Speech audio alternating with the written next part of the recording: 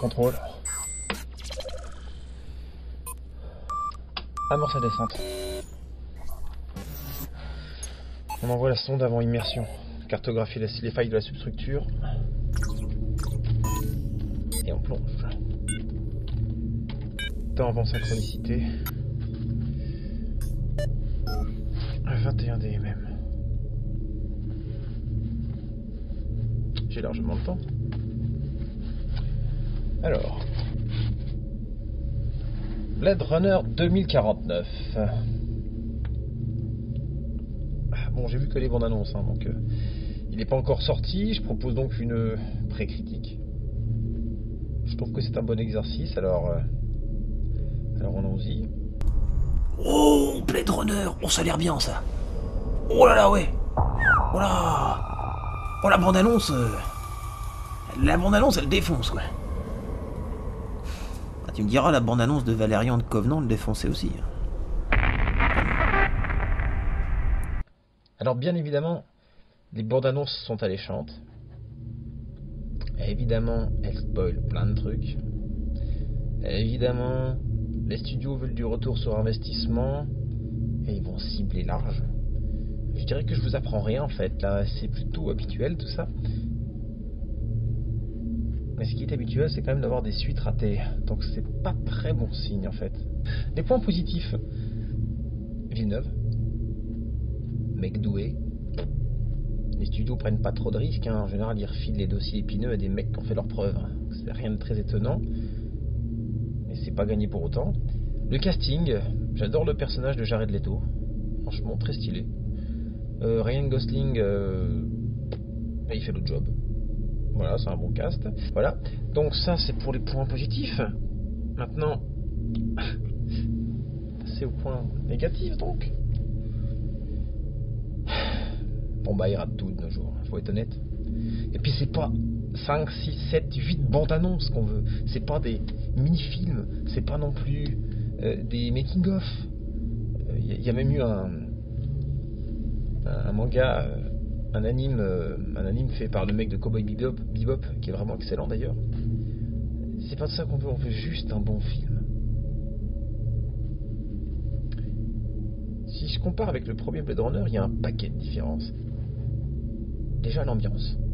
Le premier se passait à Los Angeles, la nuit, sous la pluie, c'est tout.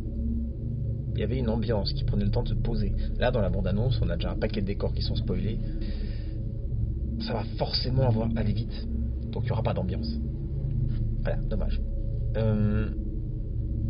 Pour ce qui est de l'esthétique futuriste de 2049, je la trouve trop lissée. Elle est trop comme d'habitude, elle me fait penser à celle de Star Trek, j'aime pas. C'est pas adapté au style cyberpunk. Je pense qu'à mon avis, ils vont singer les mimiques du premier Blade Runner, mais avec la technologie actuelle. Je sais pas ce que ça va donner. Moi, je pense que ça va pas coller des masses. Perso. Ne serait-ce que tiens la voiture. Le spinner, la nouvelle voiture, elle manque de tuyaux, de mécanique, de trucs, de rayures, de saleté. Je la trouve trop lisse, quoi. On dirait une Lamborghini. Une Lamborghini grise en plus. C'est pas une couleur cyberpunk, ça, je suis désolé. Enfin bon. On va pas tout capitaliser sur juste le détail de la bagnole, je sais bien, mais c'est un truc qui me donne une piste, moi perso.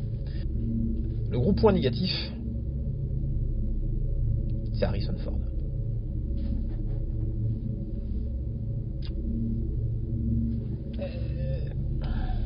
Il y a Indiana Jones dans le... Mais il n'est pas mort, Chewbacca, là, le truc, là, comment? On dirait du fan service quand même, hein. Oui. Ça c'est pas bon du tout, hein. Quand ils te font du fan service bas étage comme ça. Ah bon. Allez, on va passer à ma grosse crainte. Le scénario. Les blockbusterisations de licences actuelles débouchent souvent sur des histoires aux enjeux multiples, mal imbriqués.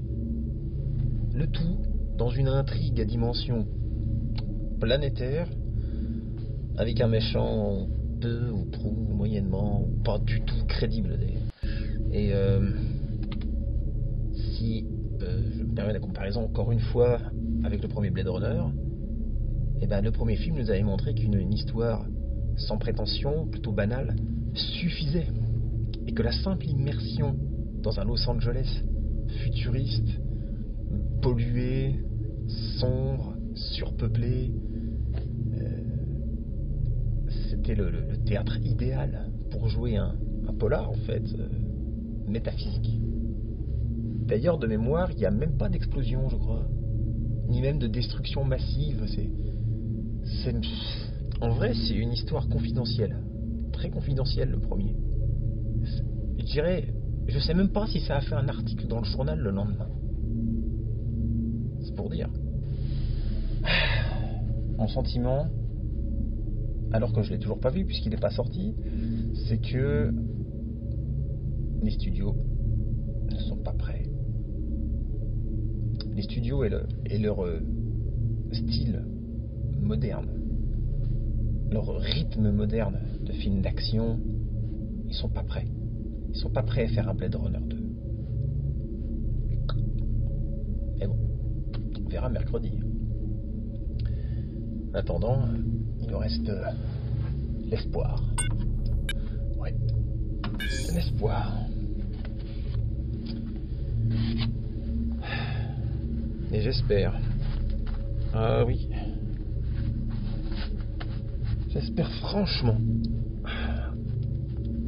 me tromper.